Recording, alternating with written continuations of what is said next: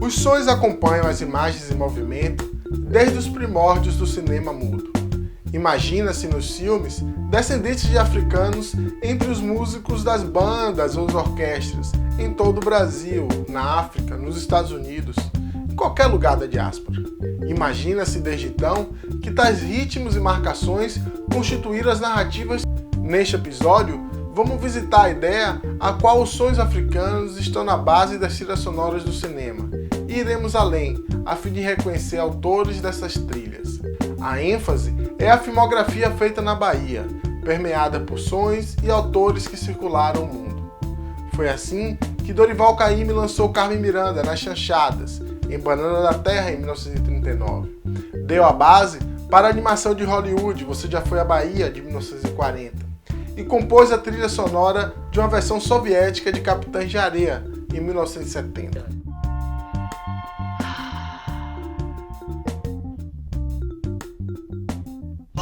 Desculpe-me, mas você já foi à Bahia, Donald? Não. Não? Então vá! Quem vai à Bahia, meu nego, nunca mais quer voltar! E muita sorte teve, muita sorte tem, e muita sorte terá! Tal viagem aqui permeia a vida de Lettieri Slater, o maestro da Orquestra Rumpelers, e deixa em aberto um caminho para realizar novas trilhas. Eu acho que Moacir Santos, para mim, está mais próximo do que eu chamaria de um compositor para score, para movie, para cinema. Já o pesquisador Guilherme Maia traz revisões de nomes como Gilberto Gil e Carlinhos Brau. Uma longa história pessoal com o cinema e a música, até assinar a trilha do longa Café com Canela. Porque, cara, tem toda por trás de qualquer decisão que você toma artística, tem uma questão ideológica. Também ouviremos o compositor de trilhas Maurício Lourenço. Essa coisa do trilheiro com o filme é bem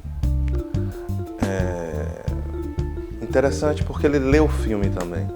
Já o pesquisador Marcos Perry fala da sólida contribuição do sambista Batatinha ao cinema. Tá no crédito do filme o nome do Batatinha, só que tá escrito assim, né? Temas afro-brasileiros, uma canção de Batatinha, não tem nem o nome da música.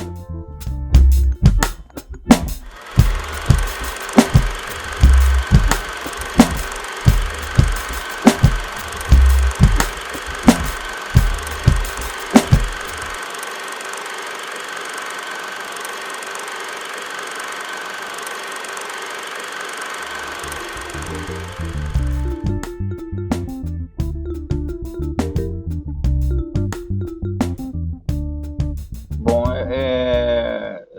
eu sou nascido no centro da cidade de Salvador, em um lugar hoje conhecido como Gravatar, se você conhece, Rua da Independência.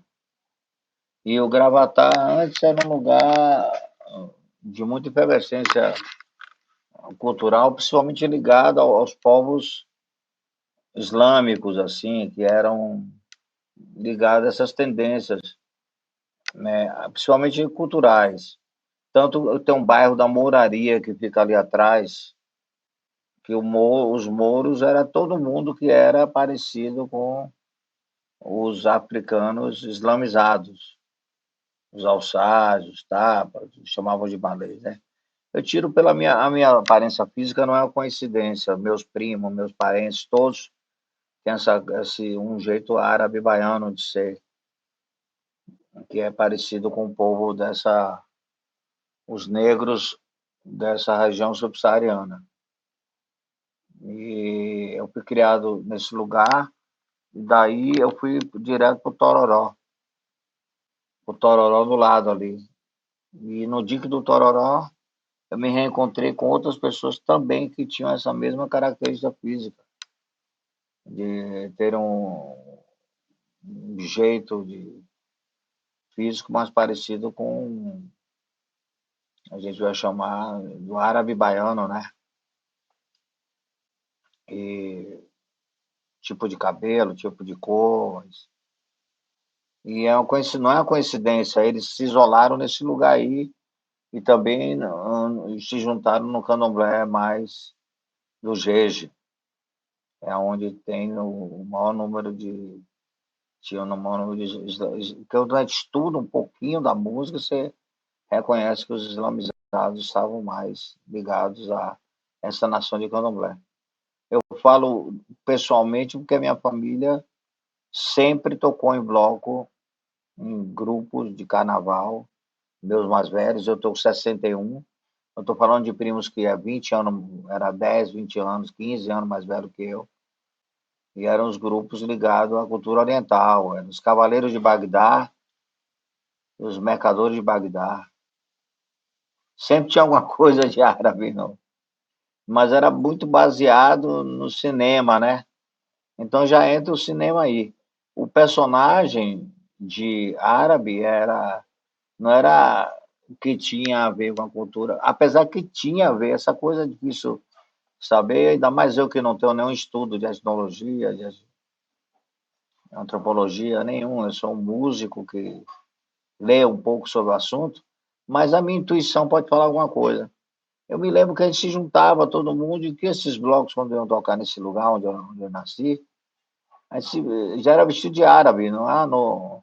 Os árabes de Brau tem alguma coisa de inspiração nessa era, que era as roupas, os toques também um pouco. Mas eu me lembro que Nelson Maleiro era o grande líder, né? Nelson Maleiro. E a inspiração estética vinha dos filmes de Hollywood. Dos filmes de Hollywood, que mostravam o árabe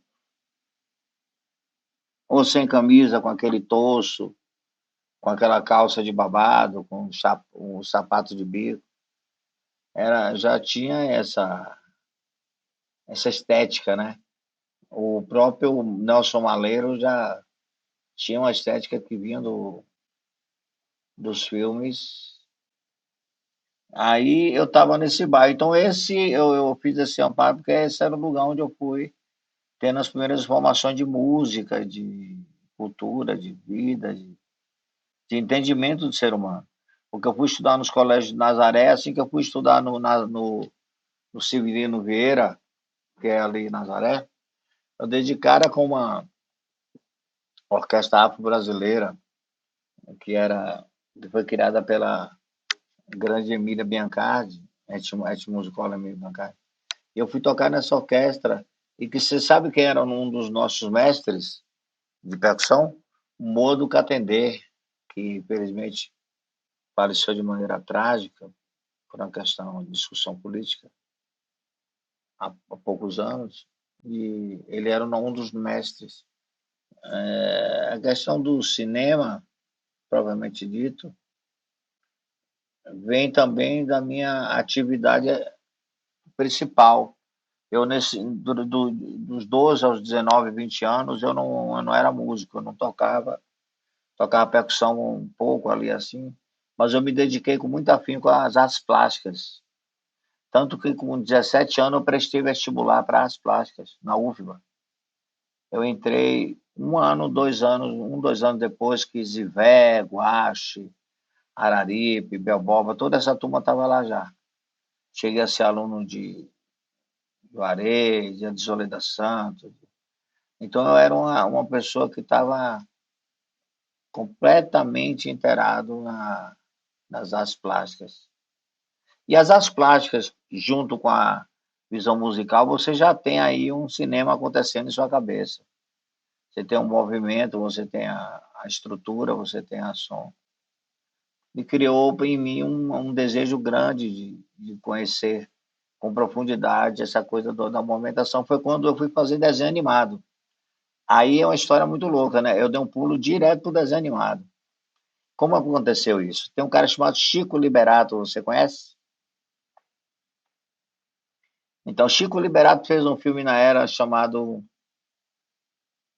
Eram Opostos, história de 2 irmãos gêmeos.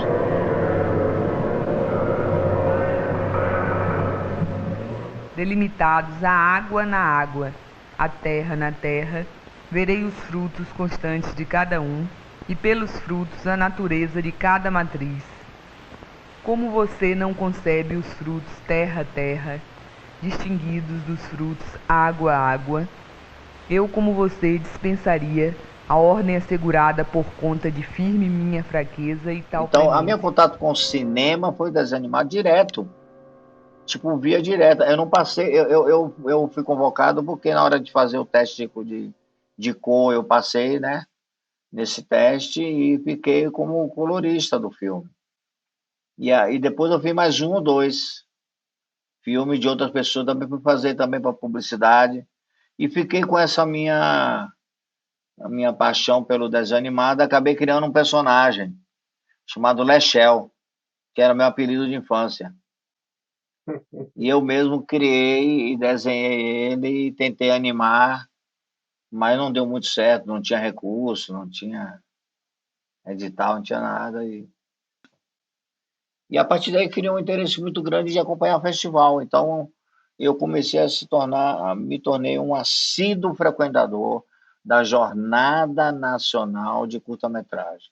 Foi uma coisa sensacional. Ver o filme era interessante, mas muito mais era o debate. O debate, o pau comia no debate. Porque tinha todas as tendências de ultra-esquerda, direita, conservador. Então ficava sempre quente. Tinha a questão também social dos meninos ricos que foram fazer cinema, porque tinham grana, compravam as máquinas. E aí tinha o cinema alternativo que não tinha recurso, mas era criativo. E eu me lembro que alguém disse assim: ah, esse cara aí, eu nunca vou esquecer dessa vez. Ele largou a prancha de surf e trocou por uma máquina de filmar. E eu adorava surf, eu surfava. E eu fiquei triste, que eu dizia, pô, o cara botou surf como o antagonismo da alienação total, né? Então eu fiquei calado. E eu adorava o surf, né? Eu sempre gostei do surf. E realmente era verdade, os caras tinham uns argumentos muito fracos, perto dos filmes que tinham na época, de grandes cineastas jovens. A jornada de curta-metragem, a Jornada Nacional de Curta-Metragem era um evento que, sinceramente, quem amava cinema, quem amava o movimento, não perdia não perdia uma discussão, as discussões eram muito profundas e com grande conteúdo filosófico e político, que nós estávamos ainda em plena ditadura militar.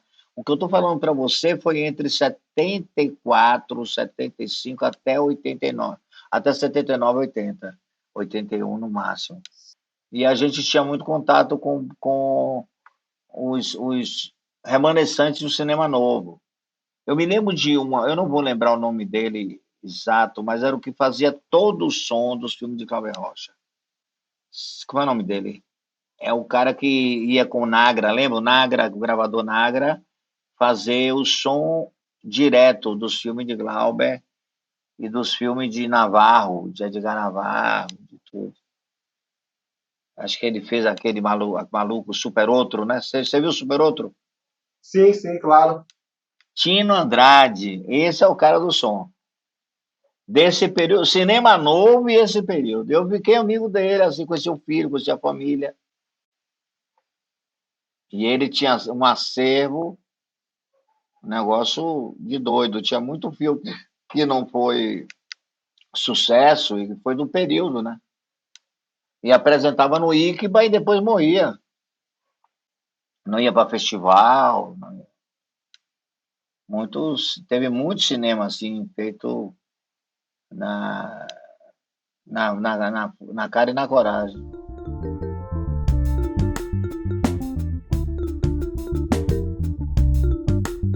Eu nasci no Rio, mas vinha passar férias em todas as férias de verão em Salvador desde os 10 anos de idade. Até que acabei me mudando para Salvador, né? Mas desde os 10 anos de idade. E aí, logo, eu ficava na Saúde, no bairro da Saúde, onde morava o irmão do meu pai, Tio Arquilau, no topo da Ladeira do Alvo, Rua Frei Caneca. Primeiro prédio, assim, subia a Ladeira do Alvo, primeiro prédio era ali. Pô, de manhã, aquela coisa, molecada na rua brincando ali, 11, 12 anos, aquela onda e tal, né? Depois do almoço, velho, era um calor insuportável, não sumia a garotada, sumia todo mundo, eu ficava sem ter porra nenhuma para fazer em casa, cara. Sozinho ali, tinha os primos mais velhos e tal, mas não dava liga. Entendeu? Ficava, porra, todo dia eu ia ao cinema, porque tinha ar-condicionado. Entendeu? Porra, pegava, para você ver como o cinema era barato. Não tinha. Meu pai não era professor secundário, não tinha essa grana, velho. Mas todo dia tinha um dinheirinho do cinema. E ali tinha o Jandaia lá embaixo, né, logo de cara, tinha o Cine Nazaré ali, tinha todos os do Terreiro de Jesus, né, tinha o Liceu, tinha tudo ali na área para ir a pé. Tá? Aí um dia, eu devia ter uns 12, 13 anos, porra, eu peguei o jornal ali, já tinha visto tudo, todos os filmes. E tinha um filme no Cine Nazaré chamado Amor Sublime Amor. Amor. Eu olhei, peraí, mas eu tinha 12, 13 anos, eu olhei aquele título, eu falei, pô, esse não deve ser aquela churumela, deve ser aquele filme meloso, velho. Aí, porra, falei, mas não tinha outro, eu falei, eu vou ver. Vou lá, porra, ali da ladeira da Rua Frei Caneca, do Princípio de Nazaré, uma paletada tranquila, né, 13 anos e tal, aquela onda. Rapaz, eu voltei todos os dias para ver de novo aquele filme. Era West Side Story, era, porra, entendeu? Era um musical daquele Romeu e Julieta, com o conflito entre porto-riquenhos e nova-iorquinos. Rapaz, uma música, velho, porra, é inesquecível até hoje, aquele impacto, aquela porrada, daquele balé e daquela música. E aquilo ficou na minha cabeça para ter, pô, o I Like to Be in America. I like to be in America. Okay, by me in America. Everything free in America. For a small fee in America. Buying on credit is so nice. One look at us and they charge twice.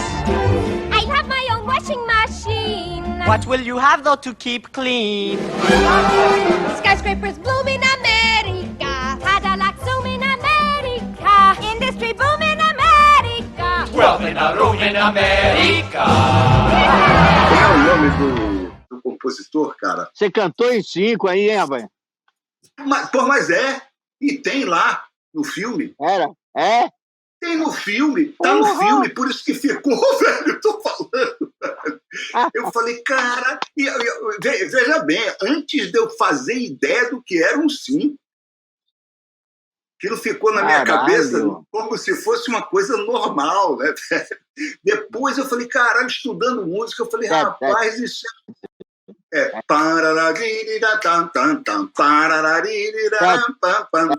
sete, né? Eu não fazia nem ideia do que era.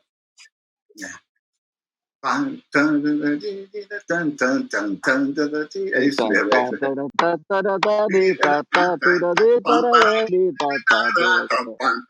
Porra, já é, né, velho? A gente já está num ambiente do contexto africano, do contexto da diáspora, né? Mas foi muito legal, porque isso, anos e anos e anos e anos mais tarde, décadas mais tarde, eu vim fazer um projeto de pesquisa para estudar o cinema musical na América Latina. Foi o meu último projeto de pesquisa e tal. Eu lancei um livro que fala sobre isso e tal, coletânea, um monte de autores. Mas é isso. Quando você, Pedro, me chamou para participar disso aqui, teve um briefingzinho, né, falando dessa coisa dos compositores, né, os compositores negros, porque a música negra está plasmada no cinema nacional, e não só, né? Está plasmada em todo o cinema. O nosso cinema tem uma vocação. As chanchadas da Atlântida, velho. O que você tem ali? Você tem samba e marcha, basicamente. Claro que você tem samba. Em terceiro lugar, você tem mambo. Você tem muita música latina, hispânica, latino-hispânica, né? Nas chanchadas também. Sim. Caribenha? Aí chama... Caribenha, exatamente. Música caribenha. Né?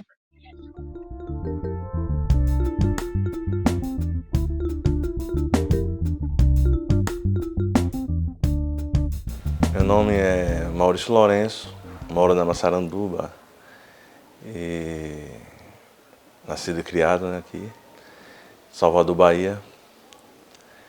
Aos 10 anos de idade comecei a aprender a tocar um instrumento, a me interessar por partitura, por música popular e erudita, tudo era muito misturado, sempre foi assim. E com meus 16 anos, 17 anos, comecei a trabalhar em estúdio e Gilmar Fraga, né? Trabalhava na Dimas e ele trouxe um trilheiro para cá, que é chamado David Tigel, que fez todos os filmes da década de 70, final de 70 para 80, até 90, eu acho. Fez O Homem da Capa Preta, La Marca, esse diretor, esse trilheiro, David Tigel. Aí que eu fiz um curso com ele e comecei a me enveredar nesse lugar de cinema, né? Claro que existia um hiato aí que era para, depois desse curso, demorou uns 4, 5 anos, apareceu fazer música para espetáculos. Aí eu comecei a trabalhar com espetáculos, infantil, adultos, e tem uns 8 anos que eu comecei a trabalhar mais com cinema. Comecei fazendo Iguia Banilé, de Josmar Filho. Adoro. Porque minha mãe Raidalva ela trouxe um dom de querer sempre ajudar as pessoas. E aqui é um lugar muito carente. Então, quando ela fez essa creche, ela não pensou só nas crianças, pensou também nos pais. Eu trabalhei 9 anos. Entrei como voluntária o primeiro ano, que fui eu, Vera, que é Maé, foi Dona Donata, que hoje não se encontra mais no meio de nós, Zelita, foi Ninha, que era professora, e Lúcia Maria também, a irmã de Vera. Nós trabalhamos 1 ano como voluntária, foi muito importante porque a gente aprendeu também. Depois ver os outros filmes.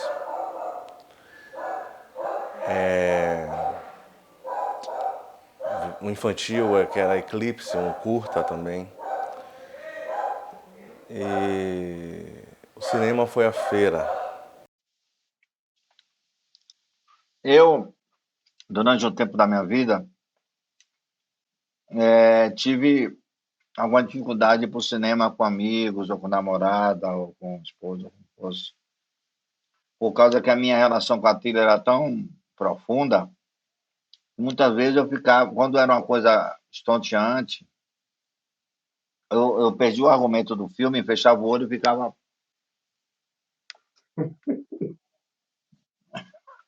E o pessoal batia em mim e dizia: porra, você está perdendo a melhor parte do filme.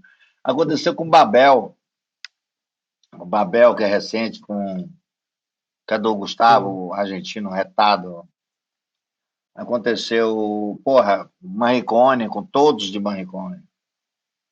O último que eu vi de Morricone do Tarantino, Os Oito Odiados, eu não consegui entender que tinha Morricone ali. E eu fiquei esperando, eu fiquei puto, fiquei o filme inteiro, desculpa falar palavrão, puto, porque não tinha Morricone. Os caras foram malandros. Tarantino é aquela coisa, né? Tarantino é Tarantino. Ele tem um jeito dele de lidar lá com as coisas. Ou você gosta, ou você ama ou detesta. Não tem meio termo, ali não tem. Nada adivinha a trilha, porque quando você vê os filmes dele, Cinema Paradiso, você vê uma trilha composta por Morricone do início, você vê o Nino Rota, você vê que tem uma construção mesmo. Teve um score. O score que eu falo é o meu sonho que eu falei, né? Eu ainda quero muito poder ter a oportunidade de fazer score de um filme, de alguém me chamar e eu desenhar do começo, escrever mesmo, para tudo. Escrever como tem esses caras fazem. Graças a Deus eu tive a oportunidade de estudar música em Viena, estudei no conservatório que me deu uma certa base da escrita, que é o Conservatório Franz Schubert, da família Schubert em Viena. Eu fiquei 5 anos e 12 anos na Europa. Não que eu tenha uma escrita excepcional, mas eu consigo escrever o que eu penso. E isso para mim basta. Para fazer cinema daria, né? Usando hoje a experiência que eu tenho de ter estudado os padrões afro-brasileiros, misturado com a música contemporânea, talvez dê algum pé para algum filme aí. Eu acho que isso vai acontecer. Já tive um convite, eu tô doido, já fiz muito curta, coisas pequenas, mas eu queria fazer um filme mesmo, com história, com escrito. E aí, nesse filme, não via nunca. Eu me lembro que eu passei o filme inteiro no cinema retado, esperando entrar o tema. E eu me lembro que eu estava com alguém que dizia, pô, Alexandre, você não vai ver o argumento? Eu disse, eu vou, mas é preciso entrar esse tema, cara, que não chegou nunca. Lá bastante aparece o tema.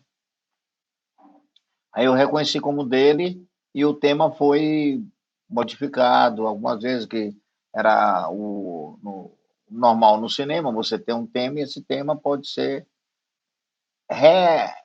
reaparecer em outras tonalidades, em outras configurações de arranjo. Tá? Para isso eles têm os Ghostwriter, né?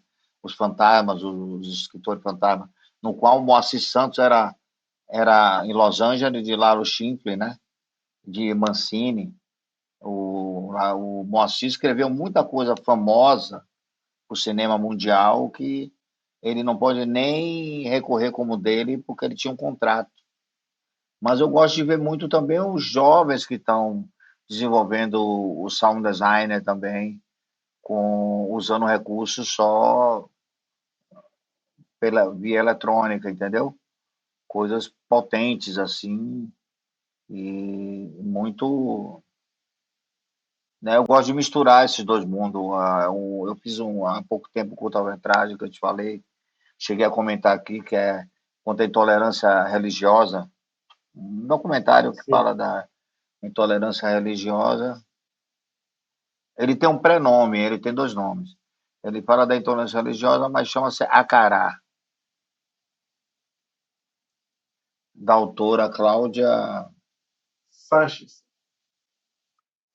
Hã? Acho que é Sanches, Cláudia? né? É Sanches. Ela é peruana. Ela é peruana. Eu fiz a tira sozinho. A tira eu fiz toda dentro de casa. A única coisa que eu não fiz foi gravar a voz de Lazo Matumbi no estúdio e de Larissa Luz, no Rio de Janeiro. Sim, sim. É isso que eu A gostaria gente de falar. falava também sobre a influência da música africana no cinema, né? E isso no cinema mundial, né? E especialmente no cinema brasileiro e baiano. Então seria bacana a gente retomar essa história dessa sonoridade e como ela vai fazer parte das nossas narrativas, das nossas percepções de subjetividades, né? Você não vê o negro ocupando o lugar de compositor de música para cinema ainda. A gente tem uma coisa que olha só, eu vou fazer uma diferença, tá? Porque o cinema brasileiro, o cinema latino-americano, não só, mas o nosso é muito cancionista. Gravar música sinfônica é caro. É caro. É caro, velho. É caro. Então, optar, por exemplo, pelo formato de canção popular, uma coisa mais por esse caminho, é mais viável financeiramente, muitas vezes, do que contratar uma orquestra, né? Eu acho isso lamentável. Por exemplo, não há... Você viu o casamento? Ali tinha dinheiro. O cangaceiro é orquestra, né? É orquestra. Ali tinha dinheiro. Se eu não me engano, é Simonetti. É orquestra completa. É Simonetti. É isso. Enrico Simonetti, eu acho que é isso. Olha, a gente falar na música africana, eu vou estar num espectro muito complexo que foge à minha percepção, inclusive, entendeu? Claro que a gente vê muito filme com base africana. Na época que eu morei na Europa, que eu ia muito ao cinema, eu via muito filme em alemão. com base africana, na música e etc e tal, austríaco, porque tem um centro de etnomusicologia na Áustria fortíssimo. Mas vamos fechar na afro-brasileira, na música afro-brasileira, que a gente chama de afro-brasileira. Se a gente fala no cinema brasileiro e fala na música afro-brasileira, aí a gente vai ter uma complicação de uma discussão que vai gerar muita polêmica e muita gente provavelmente não vai concordar comigo. E eu vou respeitar quem não concorde comigo. Mas eu acho que praticamente o que se faz na música, no cinema brasileiro, em geral, com raras exceções, são músicas de matriz africana. É porque não precisa estar tocando um tambor, um atabaque, ou algum cântico de orixá para ela ser uma música de matriz africana. Você pegar uma trilha de um filme, esse próprio Bossa Nova que eu estava falando, e botar só um piano, você já está tocando música de matriz africana. Se esse piano estiver tocando um ritmo que for oriundo da diáspora negra. Você entende meu raciocínio? Então, eu acho a gente não necessariamente não tem que ser gangazumba, não tem que ser Barravento tocando os atabaques para poder ser um filme de matriz africana. Você pegar um disco tocando Bossa Nova, é um disco, é uma música de matriz africana dentro de um filme brasileiro. Porque a matriz da Bossa Nova é a matriz dela, o radical rítmico dela, a menor porção rítmica. Estruturalmente falando, musicalmente falando, ela é oriunda da cultura de matriz africana. Como é que a gente compartilha os direitos autorais para construir uma narrativa sem que esse poder do diretor que esse poder do diretor seja compartilhado por esses compositores também, né? Como é que a gente constrói um ambiente para isso? O negócio é o seguinte, eu defendo, eu acho que o Letieri vai entender perfeitamente, eu acho que não tem como não concordar. A qualidade da parceria entre o diretor e o compositor, ela é fundamental para o resultado, é como música e letra, caramba. Porra, velho, se os dois estão na mesma sintonia, pensando artisticamente parecido, porque, cara, tem toda por trás de qualquer decisão que você toma artística, tem uma questão ideológica, né? Às vezes você vai fazer música para um filme, você bota um negócio, o cara pode falar, pô, isso daqui está parecendo música de cinema americano, não quero não. Olha a ideologia entrando aí, entendeu? Então, se o diretor tem uma cabeça ideologicamente orientada, ideológico-artisticamente orientada numa direção, o compositor também, e os dois interagem bem, vai dar certo. Seja, por exemplo, seja música original composta, ou seja coletânea de canções. Imagina só uma conversa do Hitchcock com Bernard Herrmann, velho. O nível da conversa. Entendeu? A gente quase que não tem isso aqui. Agora, eu acho que a gente está melhorando muito. Eu fui rever agora Cidade Baixa. Tá? Sim. Pô, Cidade Baixa, a música é legal, velho. Essa parte da música cinematográfica é legal. É o do Brown com Beto Vilares. Né? Tem uma parceria ali. Você não sabe direito quem fez o que ali. Mas você vê a cara do Brown ali dentro. O Beto, ele é construtor, ele é o cara que ele é meu amigo, Beto. O cara que Brown é o criador. Ele constrói instrumento, o Beto Vilares, é isso? Não, constrói, edita os áudios. Perfeito. Rapaz, a sonoridade... Entendi. A sonoridade, os timbres que eles usam, muito bom, cara. Eu falei, caramba, eu não tinha prestado atenção nesse filme.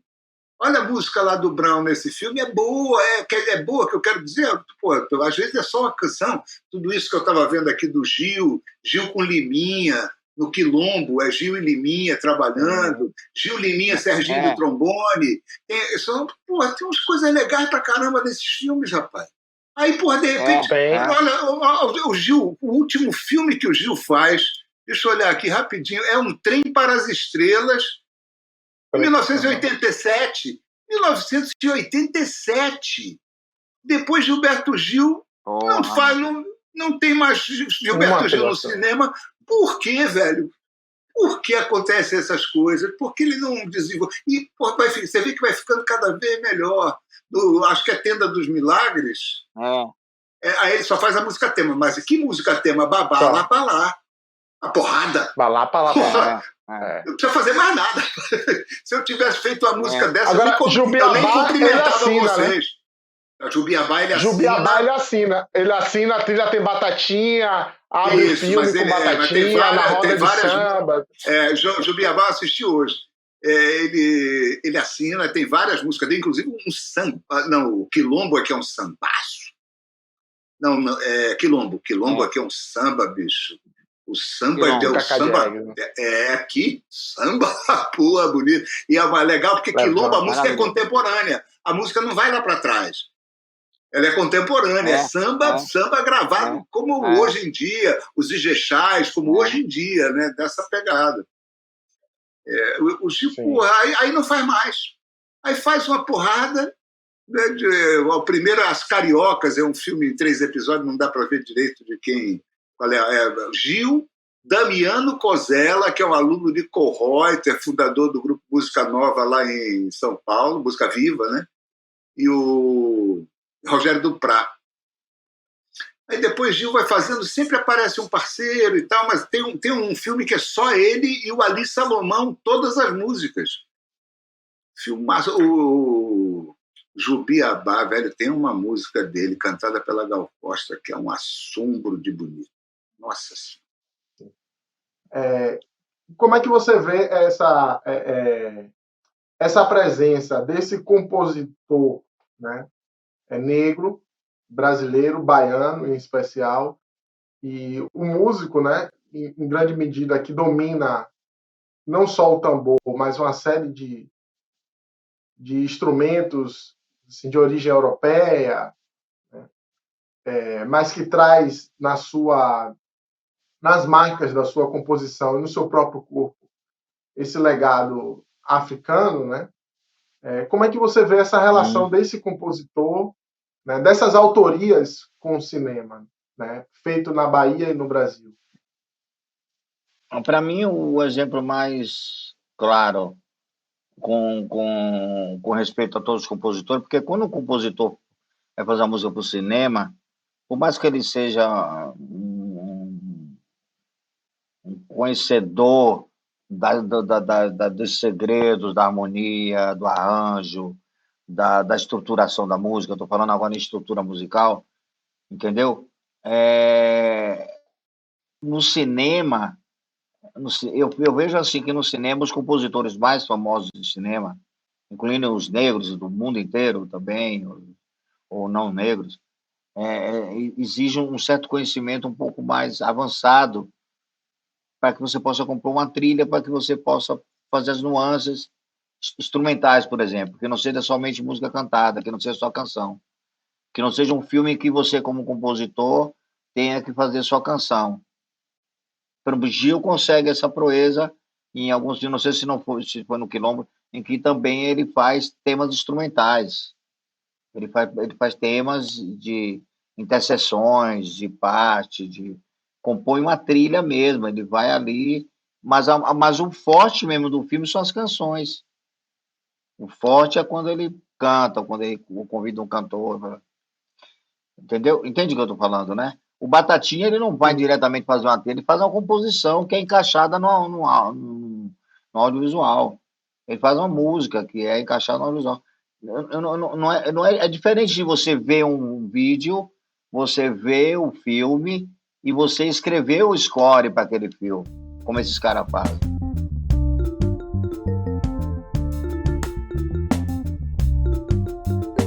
Para mim é muito difícil não trazer Barravento, né? Por vários motivos, né? Pelo tema que ele traz, né? o modo como uma comunidade de pescadores, né, lida com a informação nova, né, desalienadora, trazida, né, por um dos seus membros, né, que passa um tempo fora, né, o Firmino, personagem do Antônio Pitanga e tal. Né, tudo isso é colocado ali num contexto que eu diria, né, que é de militância e engajamento, né, do Glauber. Então, né, existe ali a representação, né, do negro e da questão racial, digamos, né, é contemplado ali com diversos méritos, digamos assim. Talvez não seja o caso de estender aqui agora nas qualidades do filme de modo geral, mas na questão da trilha sonora, para mim, é o maior impacto hoje, né? Até onde eu sei, acho que é o primeiro longa-metragem brasileiro que, de ponta a ponta, só tem música afro-brasileira. Inclusive, né, fazendo aquele papel de elemento extra-diegético, né? Então, eu acho isso muita coisa. Você não tem música orquestrada, entendeu? Você não tem aquele clima, digamos assim, né, de estúdio, como até em Deus e o Diabo tem, por exemplo. Se você observar, né, os cantos dos repentistas e toda aquela crônica do cangaço de Deus e o Diabo, quando entra a voz do Sérgio Ricardo, é uma coisa que é de estúdio, né? Não tem aquele sabor do repente mesmo, digamos assim, né? Só para problematizar com o filme seguinte do próprio Glauber, né? Então, eu acho incrível isso. Você tem aquela percussividade, né, pontuando, né, os momentos dramáticos e os plots desse filme aí de 80 e poucos minutos do Glauber. A gente pode trazer, né, quais são essas músicas, os elementos, enfim. Aí seria já um papo que, se você me permitir, a gente pode ir além aqui. Mas, por enquanto, a outra coisa que eu destacaria, além dessa música afro-brasileira de ponta a ponta como trilha sonora, né, papel esse que normalmente é desempenhado pela chamada música clássica, música erudita ou música orquestrada, né, por isso que eu considero revolucionário.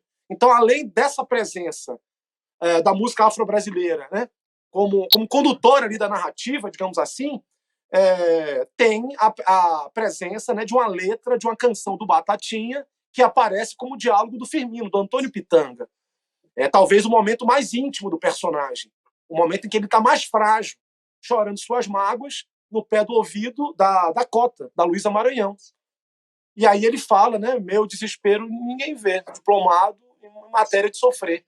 Numa cena em que você tem ali os coqueiros, né, e o vento, né, a natureza ali da região de Buraquinho está muito presente nessa cena. Então é natureza, homem, drama humano. Mas cadê coragem para casar?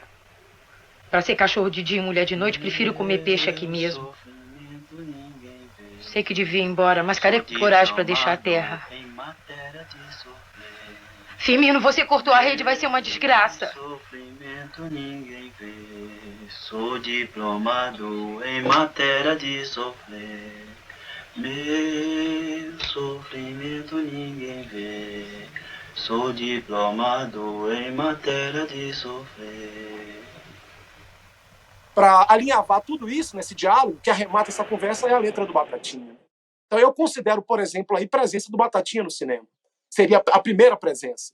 E se eu estou certo em relação a isso, Pedro e Bel, se de fato, né, a letra do Batatinha, cantada pelo Pitanga, como diálogo ali, pode ser dita como a presença do Batatinha, está no crédito do filme, o nome do Batatinha, só que está escrito assim, né? Temas afro-brasileiros, uma canção de Batatinha, não tem nem o nome da música. Se eu estou correto em relação a isso, nós podemos dizer que Diplomacia primeiro foi registrada em filme, em película, do que em disco. Existe uma gravação dessa canção feita por um cantor de São Paulo, eu não me recordo o nome dele agora, que é de alguns anos depois da presença na música em Barravento. E a primeira gravação fonográfica é desse cara de São Paulo, de 63, talvez, 64, enfim. E nós sabemos que o filme, né, rodado naquele período, entre 58 e 60, é o momento de realização e lançamento de Barravento. Acaba sendo lançado só em 61, né, que é outra coisa curiosa do filme, né, pegar esse período histórico aí que vai ainda, né, de JK até o Jango ali, né, tem uma virada aí curiosa. Né? São duas coisas diferentes. Você faz a composição, faz o samba, e aquele samba é encaixado de maneira inteligente pelo diretor dentro daquele momento. Quincas Verdágua, né? Quincas Verdágua, que tem vários momentos de música, assim. As canções já existiam, elas foram encaixadas. Eu me lembro que tem amigos que tocam lá no filme e ele fala, não, o melhor momento dessa música é esse. Não, o melhor momento é esse, tá parecendo musical. Quando você escolhe aonde vai botar a música, em que momento. Quando eu fiz um musical de Elza Soares, no qual eu faço os arranjos, o musical de Elza mesmo, foi trocada a posição de uma música, sei lá, Se Acaso Você Chegasse, 3, 4 vezes. Imagine que isso é um filme, esse musical é um filme. Então, a música não foi feita para aquele momento. A música foi encaixada onde ela ficou o melhor executada em tal momento. Então, eu acho que tem esse compositor, que são a maioria dos compositores brasileiros, que você citou. Tem uma exceção, compôs de acordo com o que estava acontecendo no movie. Quem é essa exceção? Moacir? Moacir Santos. Moacir Santos. Então, eu acho que Moacir Santos, para mim, está mais próximo do que eu chamaria de um compositor para score, para movie, para cinema. Estaria mais próximo. Pelo fato dele estar fazendo a música para aquele específico momento, não para qualquer um outro, para aquele em que tem a duração tanto, e que vai mudar de cena e ele tem que fazer o corte da música ali, o arranjo. Esse pensamento, essa forma de pensar música em relação à imagem, entendeu? É que eu acho que eu sentia muita falta. Isso existiu muito no Brasil na época da Vera Cruz, do Atlântida, né? Mas de uma maneira muito europeia, o pensamento muito italiano, inclusive. Mas para mim um grande exemplo, eu gosto sempre de destacar Moacir Santos, porque não foi um nem dois filmes. Você não tem os Fuzis, tem Angazumba, tem vários filmes dele em que ele compôs já com esse pensamento cinematográfico. O Digismonte, se eu não me engano, não sei se é o Césio 157, eu posso estar enganado aqui. Eu posso estar enganado, mas ou é um outro filme de amor, uma coisa humana. Mas ele tem algumas trilhas em que você vê em que não é só o tema principal, que houve desconstrução, que houve momentos em que ele criou coisa para aquele momento só, que não se repete mais sabe, você percebe que é assim porque não se repete mais no filme. Um acorde.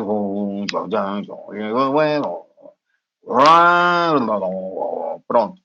Só foi ali. Então foi feito para ali.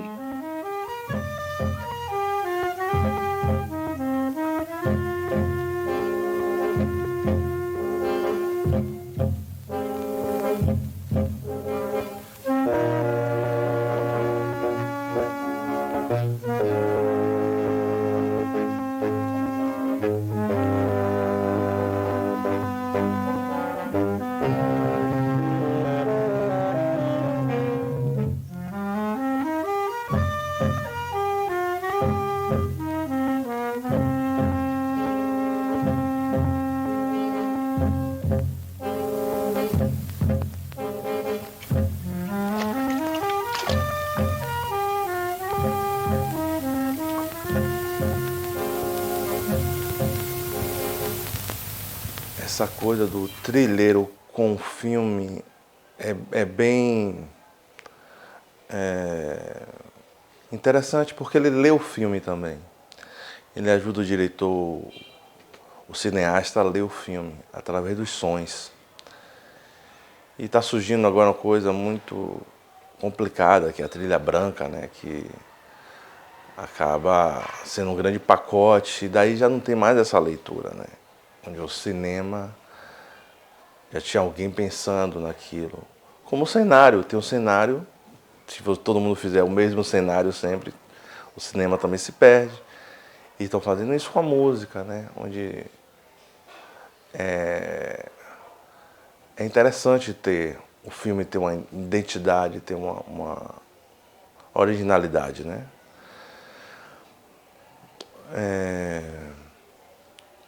E Remo Sai é muito interessante que ele fez A Grande Feira, do filme que eu fiz, baseado nesse filme que é de Roberto Pires, e o filho dele, né, me convidou para fazer essa trilha, né. Aí eu fui fazer Revolta dos Búzios com Antônio Olavo, onde a música vai praticamente contar o filme. Esse documentário ele é muito musical, onde pega todos os músicos que estão na cena de Salvador, como Mário Soares, como Ivan Sacerdote, Teca Godinho, tem um time incrível de músicos. Tem Matheus Aleluia. Então, começa com um rap, eu esqueci o nome dele. Sofrimento e muita mágoa, tabaco, açúcar e aguardente, tudo em troca de africanos livres que sonhavam com a liberdade. Liberdade sem a opressão da grade. Que história é essa que meu pai não me contou? Que história é essa? Que história é essa? Meu avô não contou para o meu pai, e meu pai também não me contou. Que história é essa? Que história é essa? Que história é essa? Que história é essa? Que história é essa? Que história é essa? Que história é essa? Que história é essa? E outro filme que tem isso é um infantil que eu fiz com Murilo Deolino. Fiz 2 filmes com ele. Fiz o Santo de Casa, que foi para o Prime Video, né, para o Amazon. E foi o Prime, né? Prime Amazon. E foi o Eclipse, onde a gente trabalhou com a comunidade de Nordeste Amaralina. E eu vi aquelas crianças super felizes, assim. Aí fiz uma trilha muito especial para mim, né? Tem esse encantamento melódico, bem singelo, né? Uma forma inocente de falar, né? Pronto. Alô? A gente já está nos finalmente, a gente já conseguiu captar os depoimentos, os temas que a gente fez aquela vez. Está bem tranquilo. A partir de agora, a gente pode gerar conversas que gerem conteúdo, mas fique à vontade para falar algo que você considera importante, né? Essa é a minha preocupação que eu considero importante. É a gente sair desse lugar de sempre de fechar tanto a música afro-brasileira só quando ela está sendo representada próxima à sua religiosidade, quando ela está sendo representada próxima às suas execuções religiosas, sacras, e tentar entender que a música brasileira é todo esse universo de gêneros que surgiram a partir desse grande holocausto, que foi esse deslocamento dessas pessoas do continente africano para a criação da cultura global nas Américas. Então, quando você pensa em construção de cultura, da cultura global, eu estou pensando da cultura global geral. Você não vai falar do tango sem falar do negro, não vai falar do jazz, não vai falar do rock, do hip hop, de todas essas músicas, da música do James Brown, da música do Michael Jackson, da música... no Brasil você vai falar da música do Pixinguinha, da música do Jacques do Pandeiro, da música... São músicas negras. Então, é preciso muito a gente firmar esse pensamento. E esse pensamento, ele extrapola o fonograma, a música, a gravação, ele vai para dentro do cinema, ele vai para dentro do teatro, ele vai para os livros, de que essas músicas, ela tem dentro da... mas Letieri, mas como a gente consegue ter essa... É muito simples. A estrutura rítmica, ela não tem como... É um fenômeno. Quando você vai pegar o DNA, você vai achar esse DNA ancestral lá dentro. Por mais que elas sejam embranquecidas.